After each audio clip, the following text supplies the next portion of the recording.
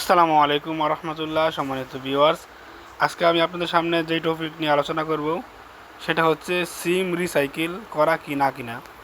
মানে আপনি কোনো নতুন সিম কেনার পূর্বে অবশ্যই চেক করে নেবেন যে আপনার এই সিমটা কি আগে পূর্বে ব্যবহার করা হয়েছে কি না হয়েছে। রিসাইকেল বলতে কি বোঝায় আমি আপনাদেরকে প্রথমে এটাই বলবো। তো আপনারা চলে যাবেন রিসাইকেল বলতে কী বোঝায় সেটা দেখার জন্য। ওই যে আমি আপনাদেরকে বলি, রিসাইকেল বলতে বোঝানো হয় এটা আগে অন্য কেউ ব্যবহার করছিল, পরে কোম্পানি এটাকে বন্ধ করে দিছে, বা সে ব্যবহার করে না এই জন্য কোম্পানি বন্ধ করে দিছে। এরকম কোনো সিমকে কোম্পানি পুনরায় এটা সচল করে কাস্টমার কাছে বিক্রি করার জন্য দিতেছে। এরকম সিমকে বলা হয় রিসাইকেল সিম, মানে পুরানো সিম। ঠিক আছে? তো এই সমস্ত সিম আমাদের জন্য না কিনাই উত্তম বা না কিনাই ভালো। তো আপনারা কী করবেন, চেক করে নেবেন যে যখন আপনাদেরকে নাম্বার দিবে দোকানদার যে সিমটাকে রিসাইকেল করা কি না করা, এই জন্য চেক করার জন্য আপনাদেরকে নাম্বারটা দিবি।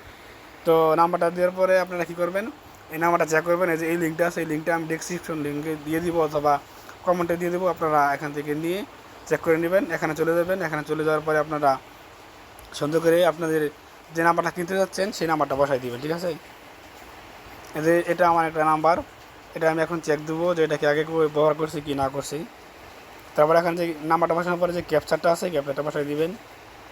U4 বড়দেরকে 36, তারপর চেক দিলে এই যে এখানে not found in recycle list, অর্থাৎ এটা পূর্বে কেউ ব্যবহার করে নাই।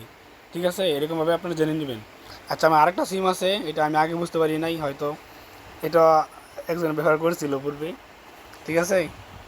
এটা আমি এখন আপনাদেরকে দেখাবো ইনশাল্লাহ। এই জন্য আপনারা চলে যাবেন লিস্টে যাওয়ার পরে এখানে নাম্বারটা বসাবেন। এরপর এখানে যে ক্যাপচারটা আছে, ক্যাপচারটা বসাতে হবে। ঠিক আছে? বসায় চেক নাও এখানে চাপ দিবেন। এখানে চাপ দিলে 01709 এটা কিউ হবে, কিউ। চেক নাও।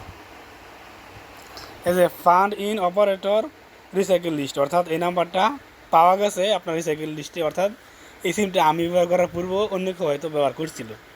যাই হোক, এখন যদিও কোনো সমস্যা নাই, এটা আমি ব্যবহার করতেছি বা পুরোপুরি আমার অধীনে আছে, সমস্যা নেই। বাকি আপনারা এই সমস্ত সিম কেনা থেকে বিরত থাকলেই ভালো।